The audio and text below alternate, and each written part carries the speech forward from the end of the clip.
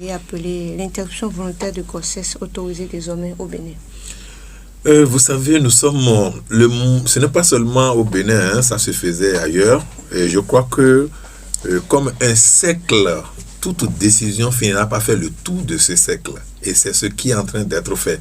Et donc, nous sommes en train de quitter une étape de notre vie pour rentrer dans une autre dimension.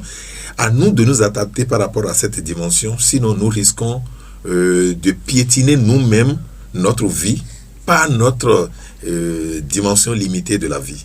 Nous sommes bêtons. Et donc, des choses peuvent être faites, mais si vous n'avez pas encore atteint un niveau de conscience donné pour l'accepter, cette décision va vous frapper lorsque vous posez des actes comme ça. Et donc, à ce titre, vous êtes obligé d'aller peut-être faire confession, d'aller peut-être aller chez des spirituels pour une purification. Mais je vous le dis, en vérité, tout est pur pour celui qui est pur. Oui, mais nous sommes en Afrique et souvent on entend dire que est-ce qu'il n'y a pas de conséquences, même si l'État autorise l'avortement? Il y a de petites conséquences, parce que je vais vous le dire, avant qu'une grossesse ne soit, il y a un travail de l'invisible qui s'opère.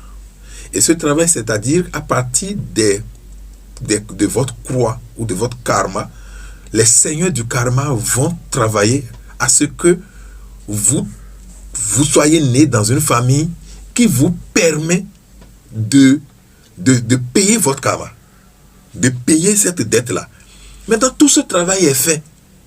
Et vous allez jusqu'à interrompre la grossesse, alors que tout le travail est déjà fait. Donc, c'est à ce niveau spirituel. Mais, n'importe comment, les mêmes seigneurs du karma savent comment faire pour que vous payiez toujours. Quoi qu'en soit l'âme qui est censée venir, l'âme là va revenir forcément payer. Maintenant, ces choses sont des symptômes qui nous amènent progressivement, lentement vers un chaos. Et nous ne pouvons pas fuir le chaos, car du chaos sort la lumière. Si la bûchette d'allumettes ne frotte pas la boîte d'allumettes, il n'y aura pas le feu. Mais qui vous dit que et la bûchette ne s'ouvre pas, et la boîte ne s'ouvre pas, vous avez seulement le feu, et vous utilisez le feu pour faire votre chose. Il y aura toujours un choc. Donc, nous sommes en train d'aller progressivement vers ce choc-là. D'accord, donc il y a des conséquences. Tout a de conséquences, mais il y a des conséquences méritées aussi. Il y a des conséquences méritées. Hein. Vous voulez être meilleur joueur sur le terrain et vous ne voulez pas qu'on vous tape les pieds. Comment c'est possible? Donc, on ne fait pas de l'omelette sans casser des œufs. D'accord. Pour finir, est-ce une obligation de demander la permission à